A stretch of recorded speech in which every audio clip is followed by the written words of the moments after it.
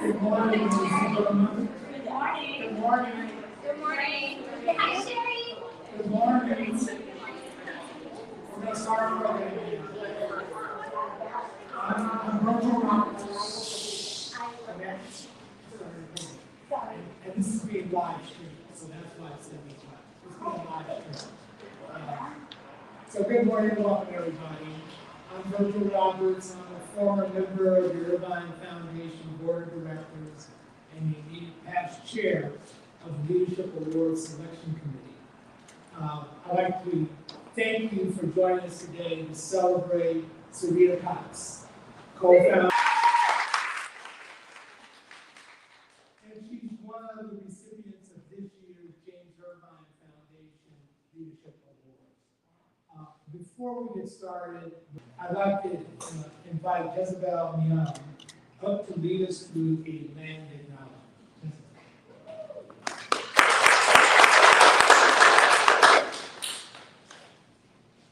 Hello.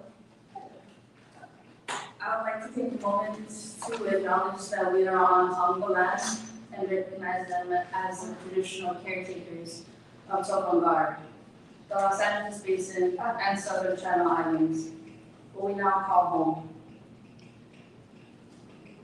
We would also like to pay our respects to the Honopuvikan, our ancestors, Alihiro, our elders, and Eyohinkin, our relatives and relations, past, present, and emerging. Thank you.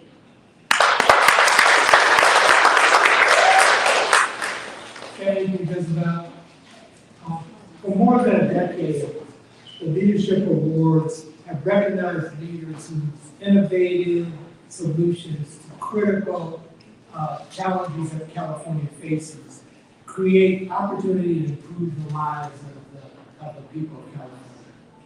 Each year, the Irvine Foundation spotlights these leaders. We hope to share their approaches with policymakers, with legislators and peers. And we provide each of the organizations with a grant of $250,000 and additional resources like this powerful mural. I've been involved in the selection process for the awards for many years, and have been so inspired by the leaders the foundation has honored. It really gives me a lot of optimism about the future of the state of California and the great citizens that we have here. And sometimes it's easy to feel discouraged by the challenges we face, whether it's, the pandemic, it's war, it's, things like Supreme Court decisions that we're all grappling with now, abortion rights. And so it's easy to become depressed about the future. But California has no shortage of creative and passionate people who help solve some of the toughest problems that we face as a state and community. This year's recipients of the Leadership Awards continue to embody incredible leadership, ingenuity, and dedication. This year, selected from a highly competitive pool of more than 400 nominees, Serita Cox and iFoster are improving the lives of literally thousands of foster youth in California. That's right. And I'm delighted to be here today during National Foster Care Month and have the honor of presenting Serita with the Leadership Award. Before I introduce Serita, we'd like to show a short video from an honored guest who couldn't make it here today because she's in the midst of running for mayor. But she has been a long-term supporter of Serita and iFoster, has been a video leader in the efforts to improve the rights for foster youth. So let us hear from our Congresswoman, Karen. Hello, everyone. Let me congratulate you for the work that you do every day, day in and day out, on behalf of foster youth in our country. iFoster plays a critical role. We know that we can actually transform this system and help to make this system work that keeps families together, that addresses the crisis that families go through so the kids don't have to go into the system. But if and when they do go into the system, that the system actually takes care of their needs so that when they leave, they move into a situation of permanency with a forever family. Thank you for what you do. Thank you for including me. Next time, I look forward to bringing this greeting in person and just want to encourage you to keep up the fight on behalf of foster youth in our system. Thank you.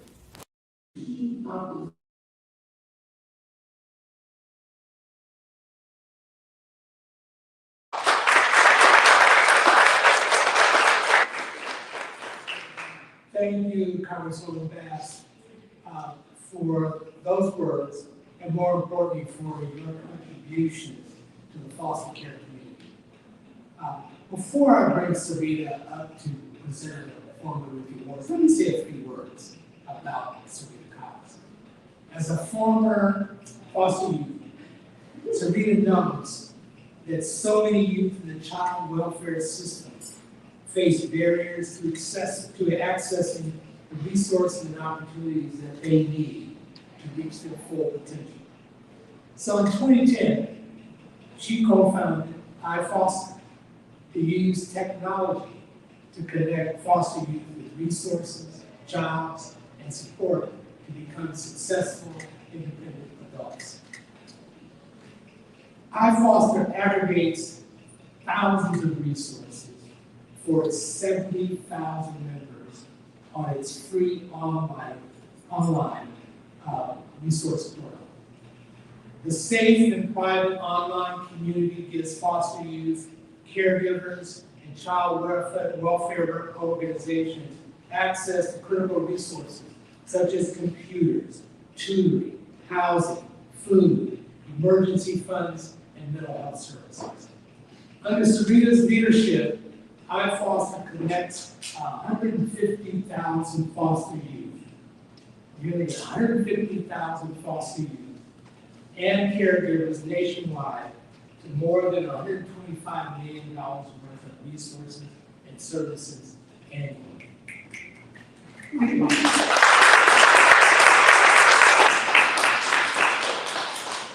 iFoster also trains and places transition-age foster youth in competitive careers. Serita believes that employment is key to independence for foster youth. She has said, a job is how foster youth can ensure that they continue to live with a roof over their head, and have food on the table, and can pursue their dreams once they exit care. Since 2019, iFoster has helped more than 700 California youth secure employment. Additionally, iFoster hires current and former foster youth to provide support to its members, ranging from basic resource navigation,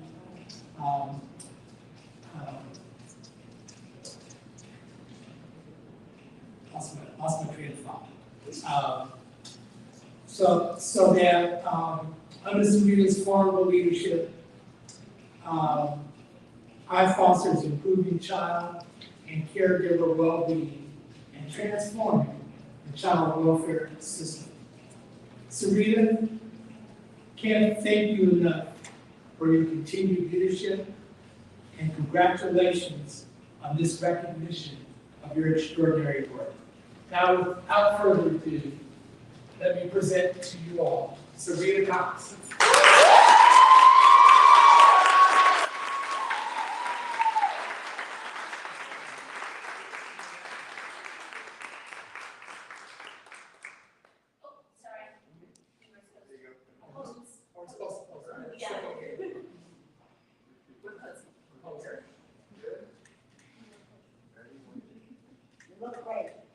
Thank you.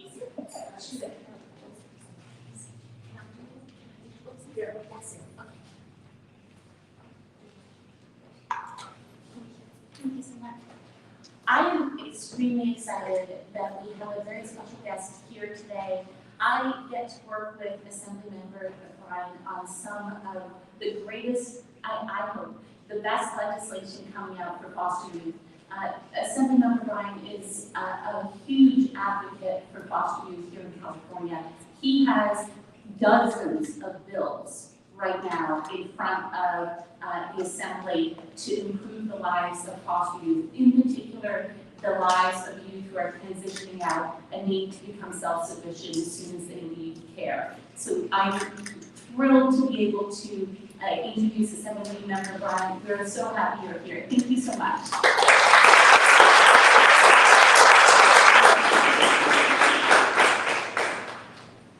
Good afternoon.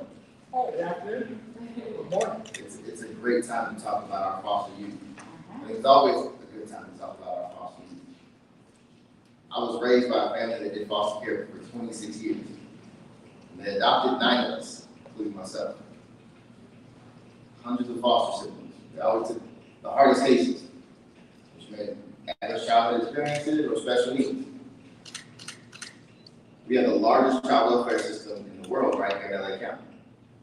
Across the state of California, there's a lot of need. There's a lot of work to do.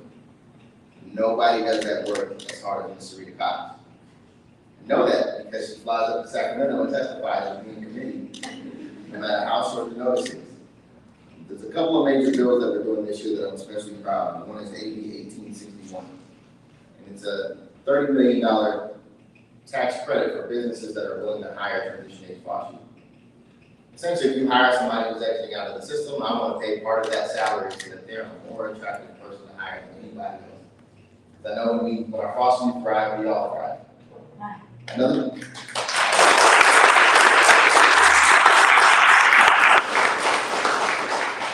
I promise I won't go through the whole bill package, but a couple more that I think are really important. AB 2159. Right now, you can lose custody of your children while you're pre-trial incarcerated simply because you didn't have enough money to pay for bail. Even if your charges are dropped or you're acquitted, you could still have lost custody of your children forever during that period of time. We've got to be able to end that practice. So I think we're going to be able to pass that this year as well. A couple of the last two I'm going to tell you about. One, there are a number of documents that youth are required to have as they're navigating through the system. But the county is not required to give them to you in the language that the common is talking in your home, which is crazy. So we're going to pass a bill to change that as well. And then the last bill, a number of you probably know this, that if you lose custody of your children temporarily to the foster care system, oftentimes you are required to pay for the time your children are in foster care, like paying child support to the county for having your children. It's terrible. You don't lose custody of your children because you had extra money in most instances. And so that's a practice we'd like to end as well. So we're going to have a busy year. We're going to have a big year, but iFoster has been having big years for many years. It's in no small part due to your leadership. And so I wanted to double up on what the Irvine Foundation did and present you with this resolution.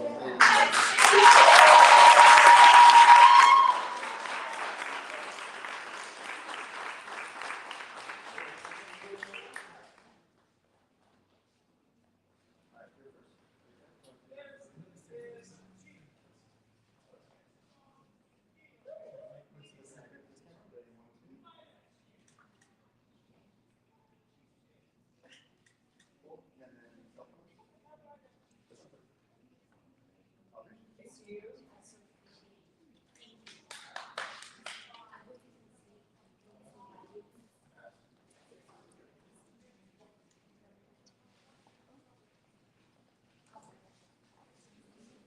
Yes, is that okay?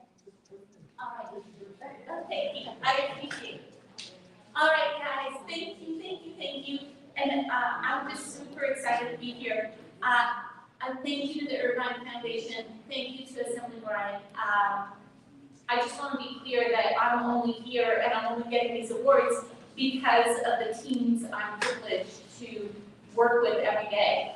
I have a team at iFoster who's relentless in their drive to get our youth what they need and help scaffold them to become the young professionals you see here today. We have a larger team of partners who are equally passionate to see our young people succeed, and our youth in care and those aging out. It's my and iFoster's privilege that we get to work side by side with you every single day, because it is your ability to serve your peers, regardless of the personal hardships you guys are going through, that is truly amazing. That's why we come to work every day. And it's through your viewpoint, your experiences, that we learn how to do better, which is why it's so important to amplify their voice and listen. This is why we launched the Voice of the Community survey, because unlike for-profits, there is no automatic feedback loop in child welfare, or for that matter, any social service. There's no feedback loop on how we're actually doing. In the for-profit world, if a restaurant serves bad food, customers stop going. You don't like a shirt, you don't buy it. Our children and youth don't have that option. We're it. So it's necessary that we ask and listen. The Voice of the Community survey is our attempt at that. And boy, do our customers have a lot to say. So do pick up a copy of the Voice of the Community. That's our first yearly survey. Go to our website. We have launched a new set website just about the Voice of the Community called voiceoffostercare.org. You can read thousands of comments from people with lived experience, youth, caregivers, frontline workers, or more importantly, just ask any of our team members who are here today. They've all read the report and they've all given input into year 2 survey, which has just been released. But words are just one way to express the needs and opinions. Art is such a powerful tool. It can symbolize an entire community. It can grab hold and showcase its very essence, which is what we have here today. And we have an incredible artist who's from our community, who has raised his voice through art to create this beautiful image of foster youth. So Virgil, if you would care to do the honors and introduce Enkone, we would love that. Thank you so very much.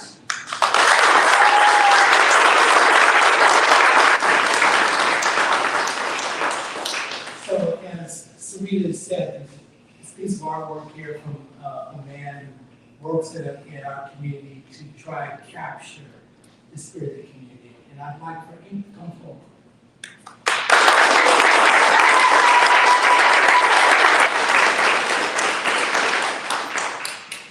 So this is being live streamed. So I'm going to ask you a couple of questions that I want you to elaborate on for the audience. First question, I'm going to ask you is, iFoster helps transform the lives of children and youth in the foster care system. Please tell us a little bit about how you incorporated iFoster's critical work into this powerful mural. Hello, everybody. My name is Enkone. What I did here was I depicted a wall, which is something, that we've all climbed over walls, climbed over fences to get to the other side. And, the youth, they have, as a foster youth, which I was, we all have something to get over, or, which iFoster helps, foster kids get over whatever they're situation is. So what I did was I created this wall that of course we're breaking down, it's falling apart. And in some cases, it's kind of easy to go around it, but we don't always know that it's easy to get to the other side. So, we end up going over, iFoster helps. So here we have an adult with a youth, getting to the other side, getting over the paradise, getting over the neglect and the pain and the misery and the abuse and being alone and being hurt and being hated. And sometimes being in the foster care system where, like you said, your family might not have enough money to get bail, you might even come up missing. I had a sister that came up missing in the foster care system. Abandonment. So, we're all getting, as foster youth, everybody's, getting over something. So I incorporated, everybody helping each other. Sometimes we're doing it alone, trying to get over it. And here's iFoster helping us get over it.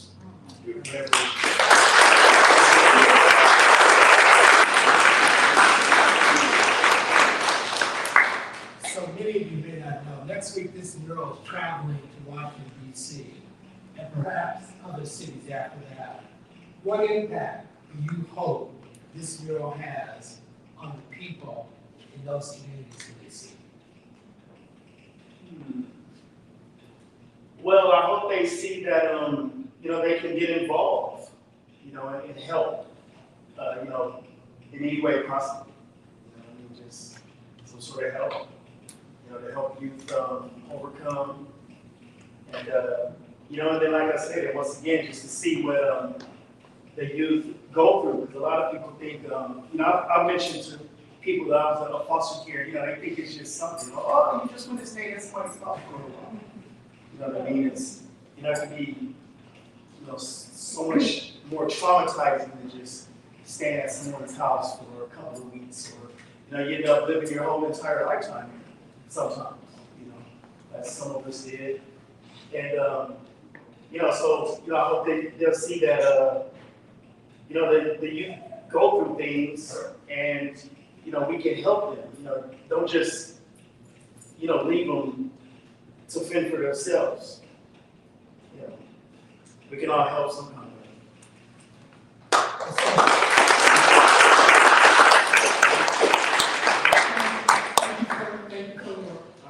Thank you for continuing to inspire us in the community. We'll do that. By the way, this is going to travel, I say this from home. We don't have a home for the day.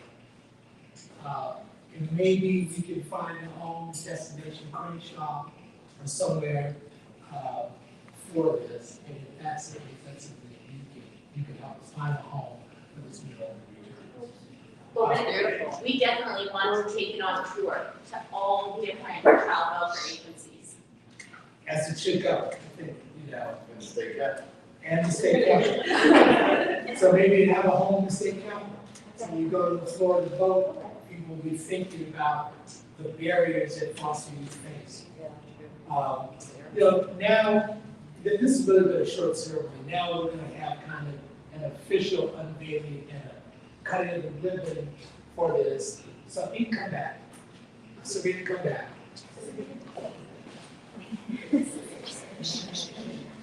Alright, this is part of this. This is the ribbon. Yeah, you can hold the ribbon very far away. Gotta be this side, so the Oh, cameras can see. sorry. So this is the official. Would you like to do it? No, that's all. This is the official unveiling of the barriers that youth are overcoming.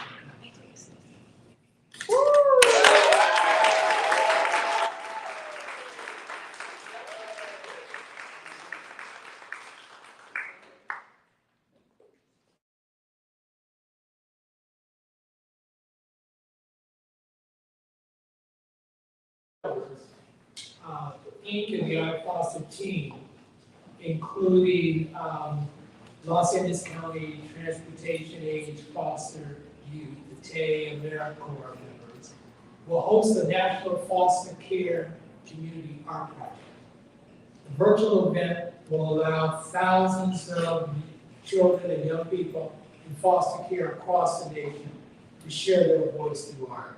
I think Serita told me there'll be over 1,700 young folks that will be involved. Their artwork, along with Ink's mural, will then travel to DC to be exhibited on the National Mall as the voice of foster youth throughout the country. And it will be an exhibit that will be there during the month of May. On behalf of the Leadership Awards Selection Committee and the James Irvine Foundation, we would like to thank each of you for taking time out of your schedules this morning to be here. Following today's program, the speakers will be available for interviews. So Ink and Assemblyman, if there's anybody here that wants to talk to them. For those that are tuning in virtually and those who are here in person, please help us amplify the great work of Serita and iFoster by posting on social media today's ceremony, the artwork, and use the hashtag #AwardsAwards. Thank you, everyone, and that will conclude our live stream.